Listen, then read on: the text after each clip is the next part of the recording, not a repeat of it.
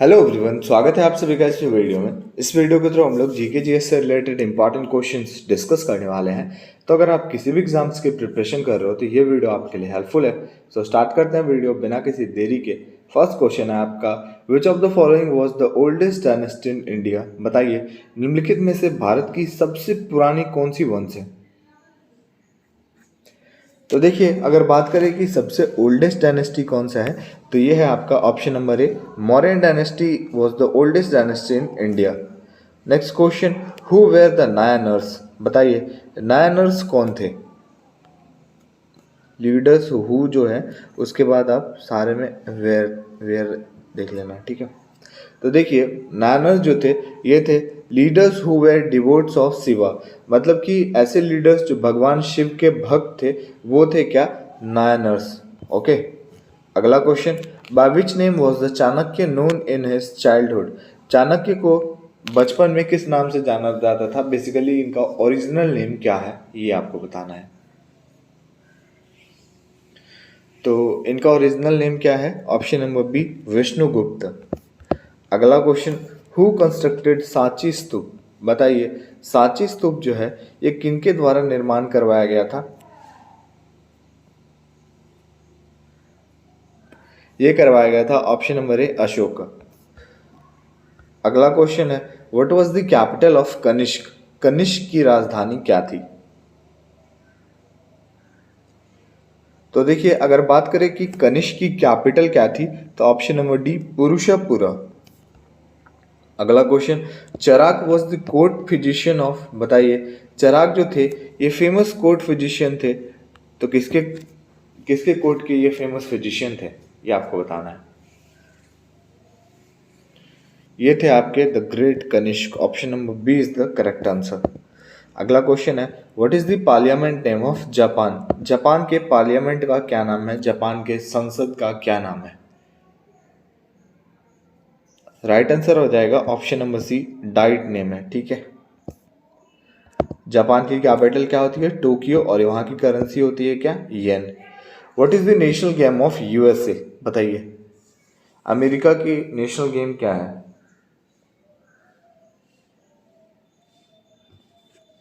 Right answer option number B, baseball. अगला question है, what is the parliament name of China? China के parliament का क्या name है? Right answer option number C, national people's congress is the parliament name of China. Okay, चलिए आगे बढ़ा जाए। What is the term of a member of the Rajya Sabha? Rajya Sabha के जो मेंबर होते हैं तो उनका टर्म कितने कितने टाइम का होता है? जो उनके मेंबर्स होते हैं तो उनका टर्म होता है ना, तो वो कितने टाइम का होता है बताइए। तो राज्यसभा के मेंबर्स का टर्म होता है 6 साल का, 6 ईयर। अगला क्वेश्चन है, who is the chairman of Rajya Sabha? Rajya Sabha के चेयरमैन कौन होते हैं? अध्यक्ष। तो देखिए, राज्यसभा के जो चेयरमैन होते हैं ये होते हैं आपके option number D, vice president. Okay, vice president अभी कौन है प्रेजेंट इंडिया के? जगदीप धानकर। अगला क्वेश्चन है, who was the first tribal speaker of Lok Sabha? बताइए, भारत के पहले ट्राइबल स्पीकर लोकसभा के कौन थे? अभी इंडिया के ट्राइबल मिनिस्टर कौन है पता है ना आपको? Arjun Munda. Arjun Munda is the tribal welfare minister of India. और अगर बात करें कि पहले ट्राइबल स्पीकर ऑफ लोकसभा कौन थे, तो ये थे P A Sangma. Option number B is the correct answer. अगला क्वेश्चन है, who was the first tribal speaker of Lok Sabha? Lok Sabha के, यार ये क्वेश्चन सेम सेम हो गया। कोई बात नहीं, यहाँ पे एक क्वेश्चन मैं आपको देता हूँ, who was the first speaker of Lok Sabha? यहाँ पे ट्राइबल हटा दिया जाता है और बताइए, इसका आंसर कीजिए।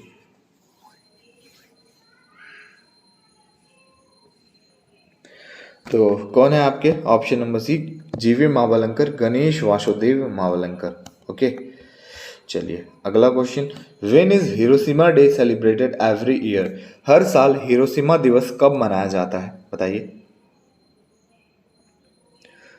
सो every year we celebrate Hiroshima day on 6th of August, ठीक है। याद रखना है। और पीडीएफ चाहिए तो आपको कमेंट सेक्शन में टेलीग्राम का लिंक मिल जाएगा, आप ज्वाइन कर सकते हो।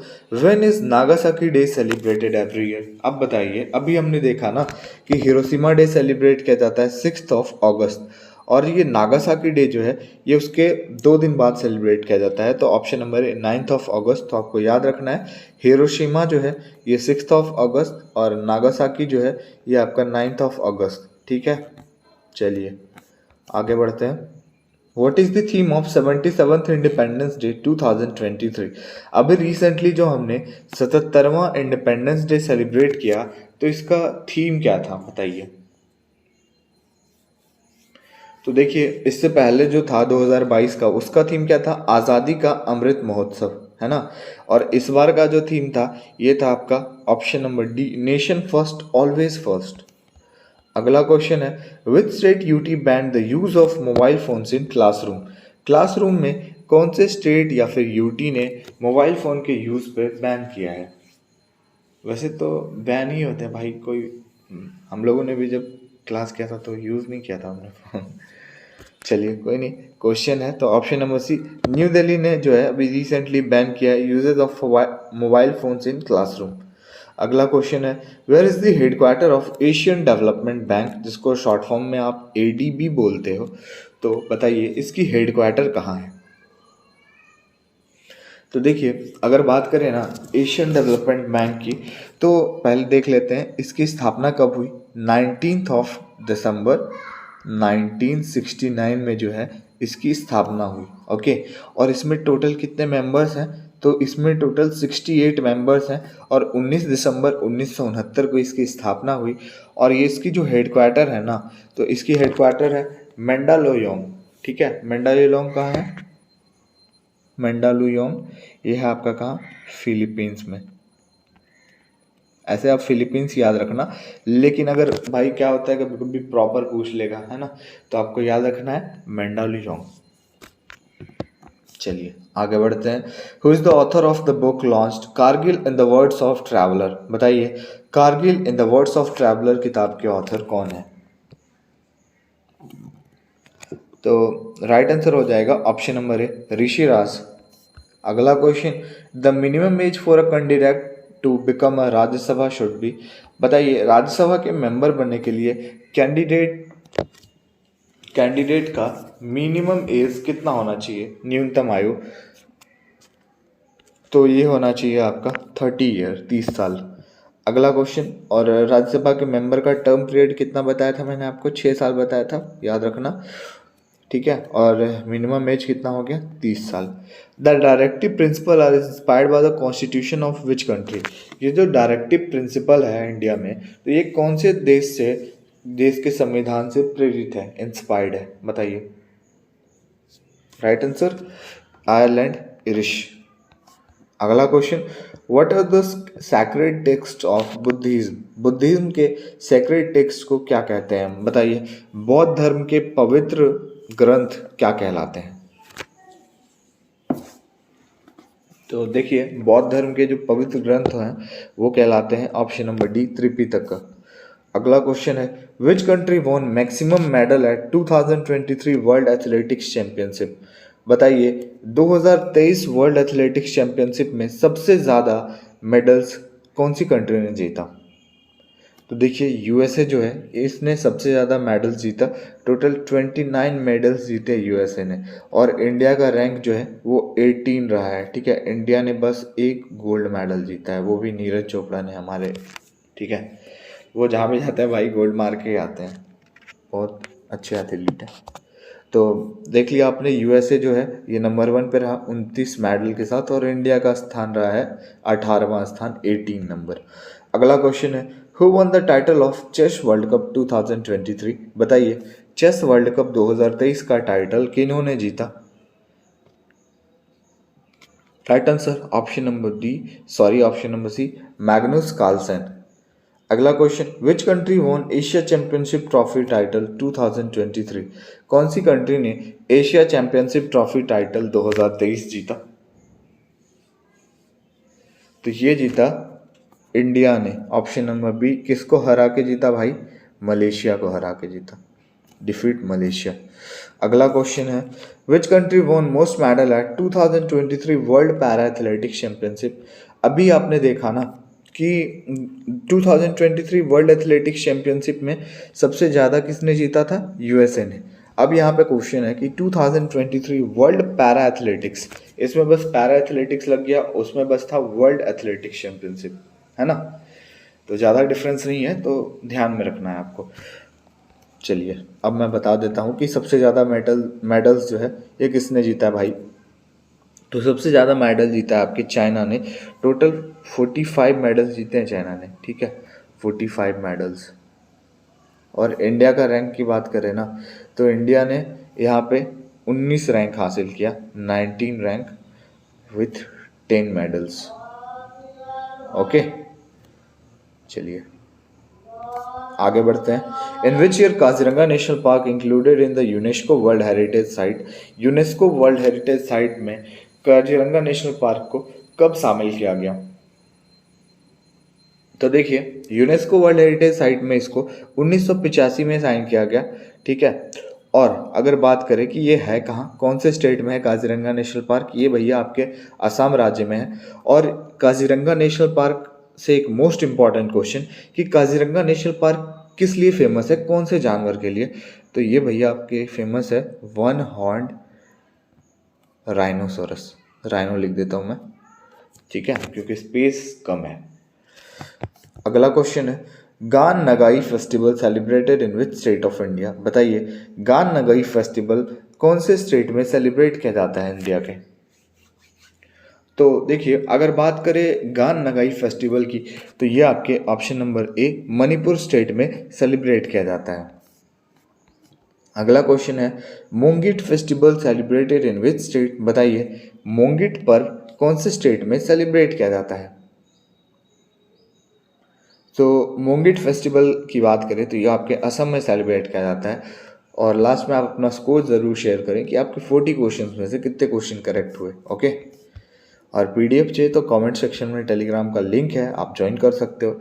Recently international yoga festival 2023 celebrated in which state, sorry which city. बताइए हाल ही में इंटरनेशनल योगा फेस्टिवल 2023 का जो सेलिब्रेट किया गया, तो कौन से शहर में इसको सेलिब्रेट किया गया? बताइए।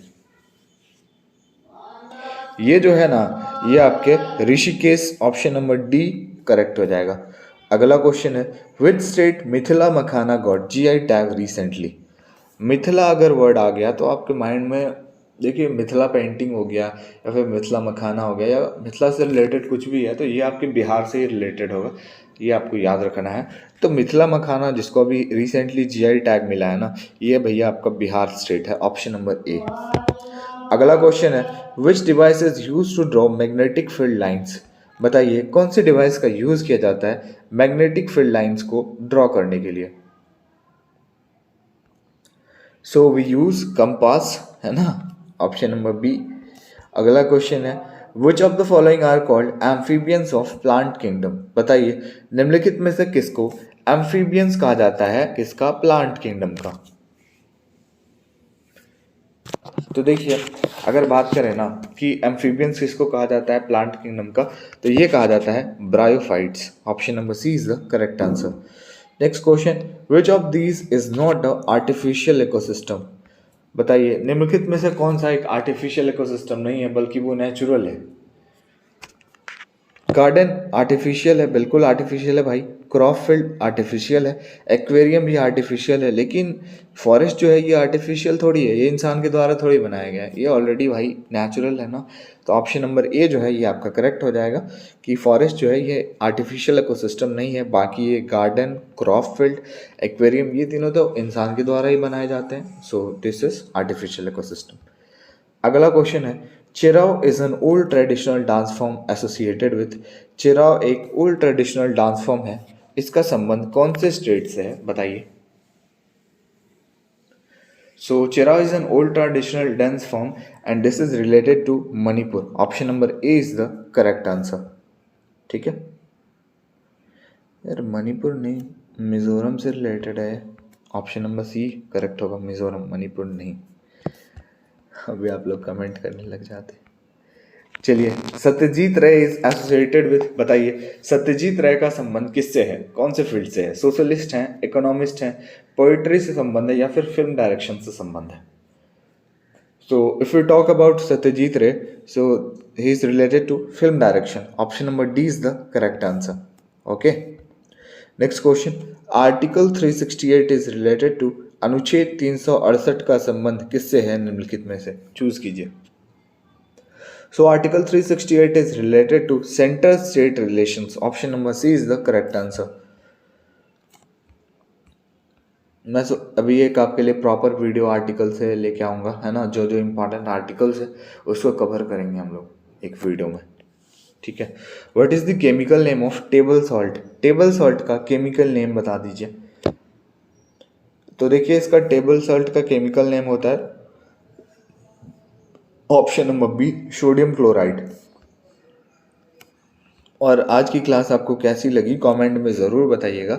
उस्ताद Aamir Khan belongs to which gharana? बताइए उस्ताद आमिर खान का संबंध कौन सी घराना से है? So Ustad Aamir Khan is related to Indore. Okay, option number A is the correct answer. And the last question is Abdul Karim Khan belongs to which gharana? बताइए अब्दुल करीम खान का संबंध कौन से घराना से है? Kirana. Option number B is the correct answer. ठीक है, तो वीडियो को ही एंड करते हैं. वीडियो अच्छा लगा और हमारे चैनल पर आप नए हो तो लाइक शेयर एंड सब्सक्राइब जरूर कीजिएगा. मिलते हैं नेक्स्ट वीडियो में.